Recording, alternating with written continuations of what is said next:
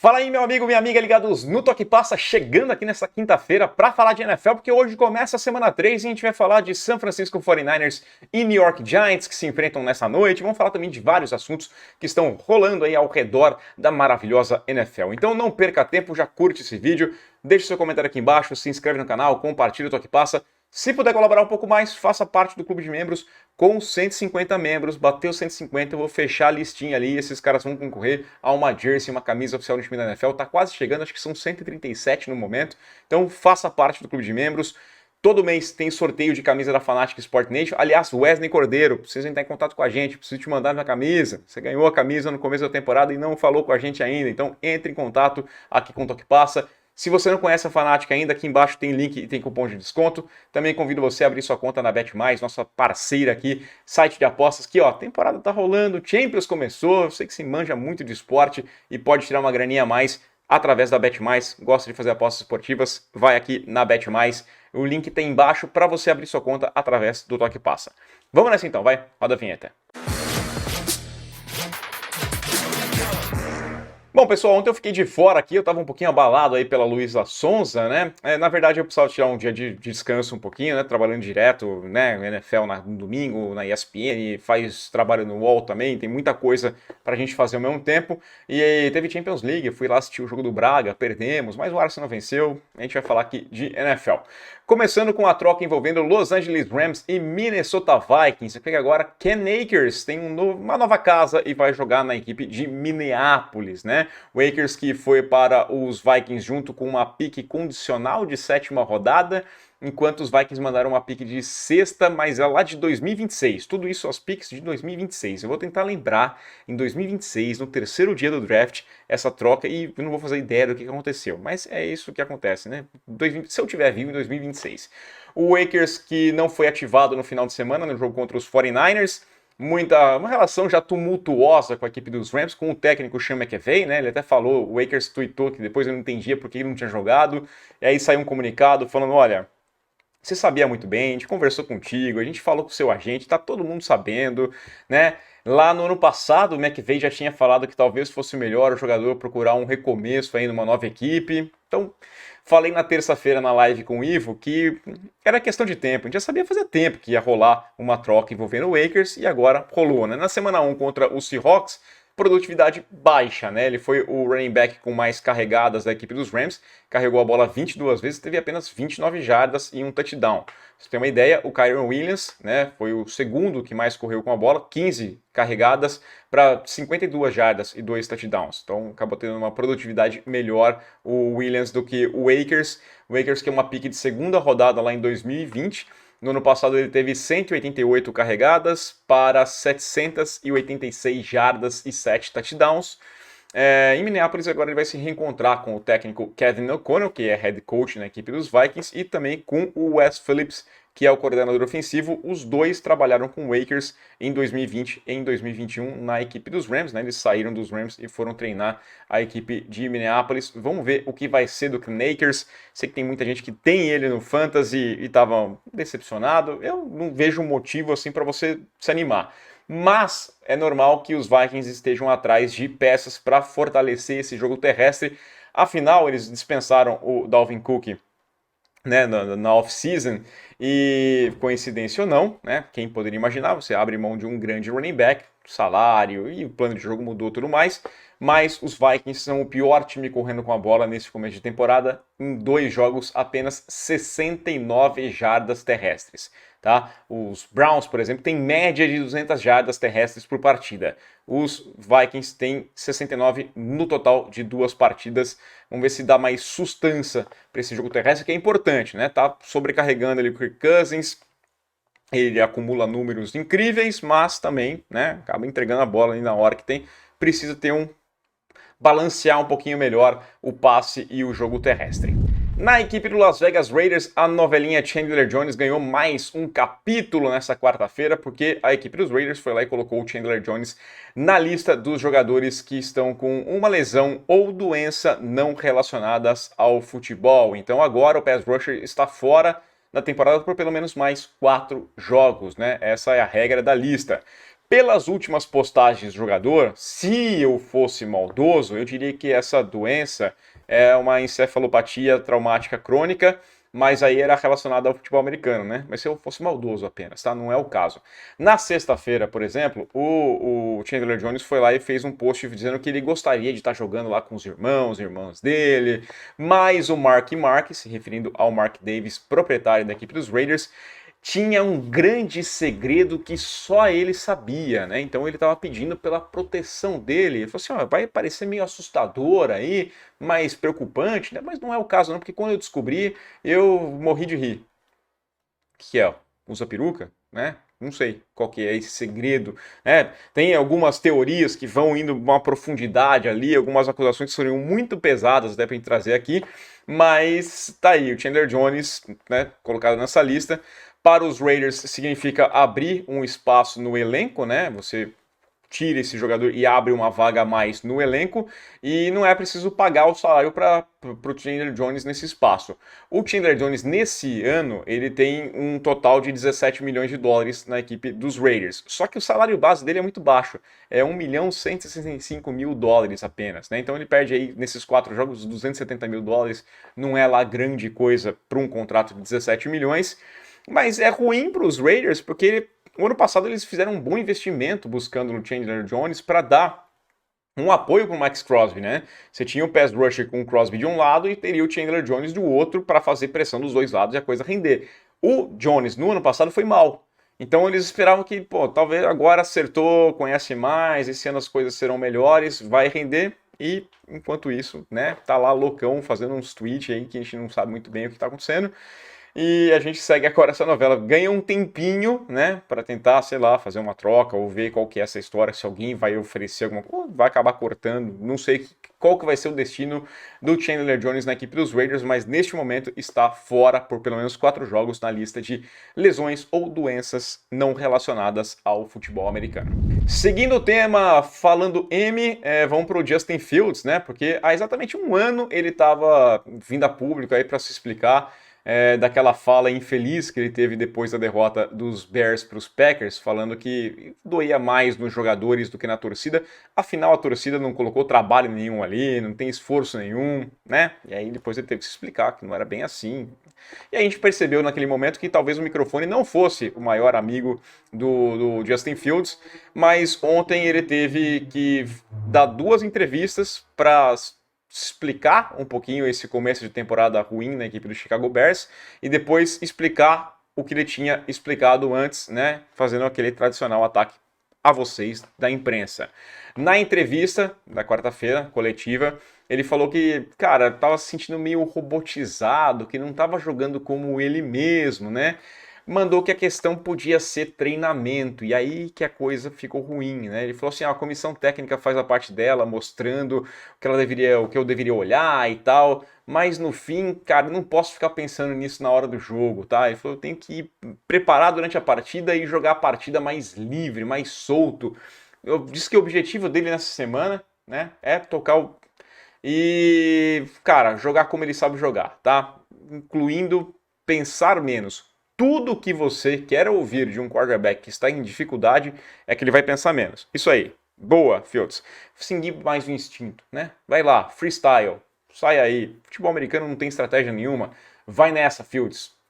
Faz o que você sabe, moleque. Né? Arrebenta, garoto. Mas vamos lá. A gente volta aqui a falar desse assunto porque ele falou que durante a off-season os treinadores queriam que ele trabalhasse e ficar um pouco mais no pocket, né? E que essa questão aí poderia ter feito ele ficar um tempinho a mais no pocket naquela jogada do strip sack contra os Buccaneers no último final de semana. Poderia ser explicação, poderia ter sido simplesmente culpa dos treinadores que falaram para ele ficar um pouco mais dentro do pocket. Bom, horas depois ele recebeu a imprensa de novo lá no vestiário e deixou claro que não estava culpando ninguém na comissão técnica. Mandou o clássico: vocês da imprensa querem caçar clique, vocês vivem disso. Falou que a fala dele foi tirada de contexto.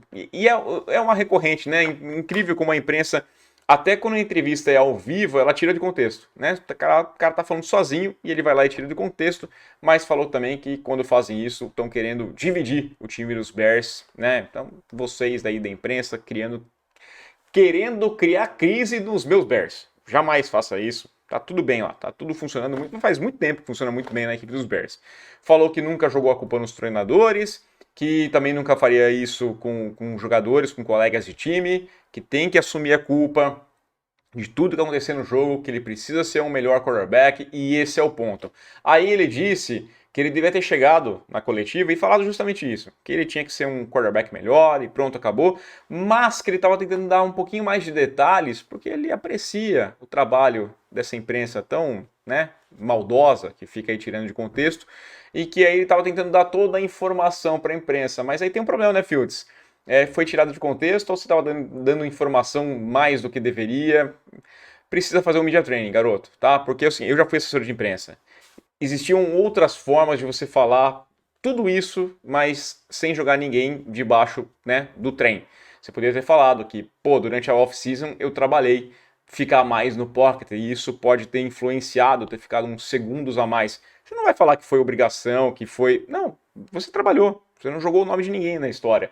Você podia ter falado que, pô, eu tô levando muito do estudo do meio da semana para a hora do jogo e não tô sendo eu mesmo, eu tô pensando demais. Pronto, não tem que falar que comissão técnica.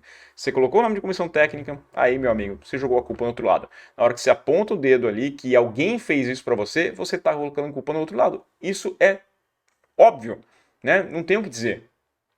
E outra coisa, tá? Talvez o Andrew Janocko, né, que é o treinador de quarterback, e o Luke Getz, que é o coordenador ofensivo, tenham trabalhado mais contigo para ficar dentro do pocket, porque você foi lá no começo de agosto ainda e falou que você queria ser o primeiro quarterback dos Bears a lançar mais de 4.000 jardas. Que você queria ser um quarterback que mostrava. E é isso. Como é que você vai conseguir uma temporada de 4.000 jardas ou mais simplesmente passando na corrida, fazendo loucura? Não é. É presença de pocket, é entendimento dentro de pocket. Então, meu amigo, tá? Calma, calma, né? Quando tá perdendo também as coisas ficam ainda piores, mas os Bears vivem um círculo vicioso, assim, que é assustador, né? Porque a gente vai lembrar do Trubisky criticando o Nagy naquele tempo que ele foi colocado no banco de reserva e também depois saiu chutando. E numa notícia relacionada, né, o coordenador defensivo, o Alan Williams, deixou a equipe dos Bears ontem. Ele disse que vai sair do cargo, né, para cuidar mais da saúde da família e não entrou mais em detalhes, né? O Williams trabalhou normalmente na estreia contra os Packers e aí ele ficou de fora no jogo do final de semana contra os Bucks e o Eberflus assumiu a posição. A tendência é que ele siga como coordenador defensivo, né? Chamando as jogadas da defesa nas próximas partidas. E os Bears, nessa bagunça toda do Fields, aponta o dedo para lá e para cá, vai tentar a primeira vitória no final de semana, num jogo muito tranquilo contra a equipe do Kansas City Chiefs lá no Arrowhead Stadium, sossegado, um desafio bem tranquilo, e aí eu quero ver o nosso Fields livre, leve e solto, tá? Sem pensar. Vai nessa, Fields. Rebenta, garoto. Já que eu falei do Fields, vamos dar uma olhadinha aqui na corrida pelo MVP, tá? Porque saiu notícia, mudou de mãos agora quem é o líder do momento aí para ser o MVP. Falamos na terça-feira da briga, né? E agora o Tua Tagovailoa aparece nas casas de apostas como o favorito. Passou o Patrick Mahomes, Tua, quarterback dos Dolphins, aí, então apontado como a grande expectativa aí para ser o MVP nessa temporada. Começou bem, né? A temporada. Nos top 5 estão lá o Tua, o Mahomes, Josh Allen, Jalen Hurts e o Lamar Jackson. Esse é o top 5. O Lamar, aliás, foi fenomenal, né? Para mim, o Lamar cresceu bastante, porque eu gostei demais do que eu vi no domingo contra a equipe dos Bengals. O jeito dele jogar foi excepcional. Passes, né? Tendo alvos, ele fez passes incríveis com o Zay Flowers, por exemplo, conexões muito boas. E correndo com a bola também, né? Ele segue sendo essa ameaça dupla fenomenal. Na Bet Mais, a aposta no Tua está pagando nesse momento 6,40, no Mahomes está pagando 7,60. Se você gosta de dar um palpite aí, pode ir lá, tem um mercado futuro legal na Bet Mais. Tá aqui embaixo tem o link, né, para você abrir sua conta através do Toque Passa. E como eu falei, o prêmio é de quarterback, né? A gente sabe disso aqui. E de nome é importante. Eu comentei a situação que, bom, o Micah Parsons. O Micah Parsons pode ser MVP, né? O Kurt até falou isso daí. Eu adoraria ver um defensor como MVP, mas, por exemplo, nessa lista, a galera não bota muita fé. O Micah Parsons é o 11º na lista e tá atrás de nomes como o Dak Prescott, né? O Dak Eu acho que o Micah é mais importante hoje nos Cowboys, ele é mais MVP do que o Dak Prescott, mas até o pessoal entende que é um prêmio de quarterback. E aí eu falei que ele só teria chance se um melhor quarterback, sei lá, se engatasse uma sequência de vitórias, os Vikings e o Kirk Cousins, que teve esse começo tão fenomenal de temporada, aliasse tudo isso a vitórias. E aí o Kirk Cousins seria um grande favorito, mas por ser o Kirk Cousins não ficaria. E o porquê, vou defendendo essa tese, tá? Kirk Cousins nesse momento, ele tá atrás nos palpites de nomes como Joe Burrow, que não tem um ano fenomenal como o Kirk Cousins e acumula as mesmas derrotas. O Trevor Lawrence, que também não é assim um primor, não tá um começo de temporada incrível. E atrás até do Deshaun Watson. Então, é nome, né? É nome. Eu não acho que o Kirk Cousins jamais venceria o prêmio de MVP, mesmo que merecesse isso daí, tá? E agora vamos passar lá pro Thursday Night Football, pois temos jogo nesta noite, né? Eu espero que dê jogo, né? Quinta-feira à noite, às vezes a gente tem algumas lavadas e a perspectiva que, olhando, analisando os dois times, eu não acredito que a gente vai ter uma partida tão, assim, disputada, não, porque San Francisco 49ers e New York Giants se enfrentam em Santa Clara a partir das 9h15 da noite no horário de Brasília, 1h15 da manhã para mim aqui, eu vou acordar de madrugada aí, tá difícil o sono aqui, tá?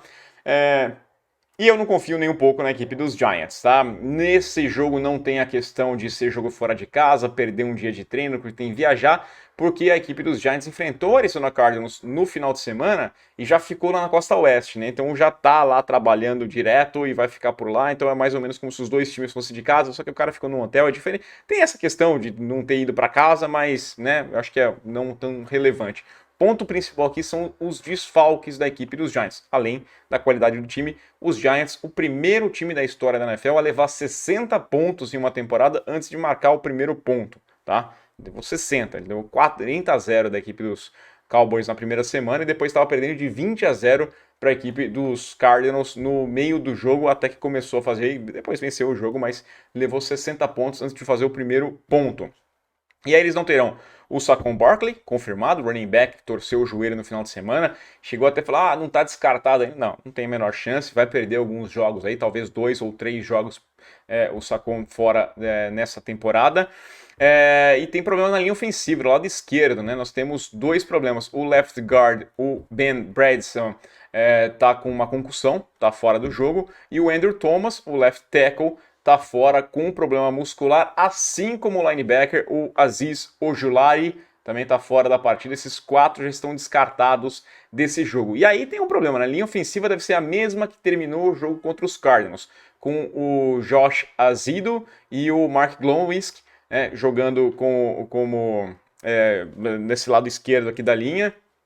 E, cara, jogar com o lado esquerdo da linha reserva nunca é uma boa notícia, né? Principalmente quando você vai enfrentar uma defesa como a defesa do San Francisco 49ers. O 49ers que a defesa sofreu um pouquinho no jogo passado contra o Matthew Stafford, né? A equipe conseguiu bom. No segundo tempo apareceu 2 interceptações e decidiram a partida, mas o Stafford fez uma coisa inteligente, né? Foi ele que teve o mérito de conseguir atrapalhar esse pass rush, por exemplo. O Bolsa não conseguiram fazer ali, só teve um sack na partida, porque ele soltava rápido a bola. O que o Stafford fez foi, entendendo que a pressão ia chegar, eu não vou deixar a minha linha ter muito trabalho, eu vou me livrar rápido aqui, o Puka Nacua, eu vou soltar essa bola rápido e as coisas vão fluir melhor.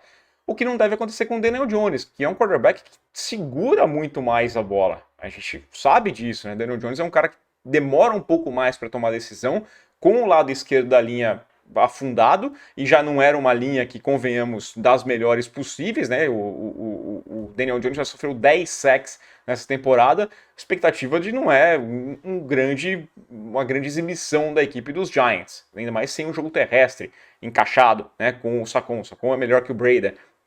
Então, não tenho muita boa perspectiva da equipe dos Giants. A gente vai ficar olhando também James Conner, né? Vamos pegar o jogo terrestre da equipe dos 49ers, que é um dos destaques. O Conner, dos Cardinals, teve mais de 100 jardas. Correu como quis pelo meio da defesa dos Giants. Agora vai ter Christian McCaffrey. Só isso. Né? Até muitos comentam que o McCaffrey deve ser menos utilizado, você tem ele no Fantasy, fica atento, porque se eles forem inteligentes, semana curta, não abusa do cara, né? Mas o normal até é esperar que o McCaffrey seja mais usado no começo do jogo para abrir uma boa vantagem, garantir um placar e aí você começa a dar um descanso maior para ele. Coisa que não fez, por exemplo, no primeiro jogo, né? No jogo contra os Steelers, já estava com a partida definida e ele estava jogando lá no terceiro quarto, entrando para tomar pancada sem motivo nenhum. Vamos ver se agora eles fazem, né? O McCaffrey vai lá, joga bem o comecinho do jogo, abre uma vantagem, tira ele, descansa e poupa o seu principal jogador. O Brock Purdy, a gente quer ver um pouquinho, levantei a questão, né? A seita do Brock Purdy ficou um pouco brava, porque eu questionei alguns passes em profundidade que não me agradaram nem um pouco do que eu vi, mas ele vai ter que encontrar um ambiente mais amistoso, né? A equipe dos Giants é a única que não registrou nenhum sack a seu favor ainda na temporada, a defesa não conseguiu derrubar o quarterback adversário em momento algum, e aí você tem o Brock Purdy com armas como o Deebo Samuel, o Ayuk, então, né, a tendência é que ele consiga ter bons números nesse jogo. O meu palpite é uma vitória tranquilaça da equipe do San Francisco 49ers, um placar disparado desde o começo, não acho que vai dar partida. Vou colocar um placar final aqui de 34-10 para São Francisco, tá? É um jogo de meio de semana, às vezes os placares são um pouquinho mais baixos, mas muitas vezes os placares são muito desiguais. Aí eu, com todos os problemas que eu elenquei aqui da equipe dos Giants, né, além de ser um time mais forte, os 49ers, eu acho que vai ser um 3-0 bem tranquilo. Esse Chico aqui não vai decepcionar ninguém, tá? Não vai ter traição desse Chico. O Chico Niners vai passar o carro, não vai ter problema nenhum, né? Volto nessa sexta-feira para falar do que rolar na noite dessa quinta-feira e também apontar o que vem aí no final de semana de NFL. Quanto com a sua curtida, com o seu comentário aqui embaixo, você se inscreva no canal, compartilha o que passa e aquele abraço.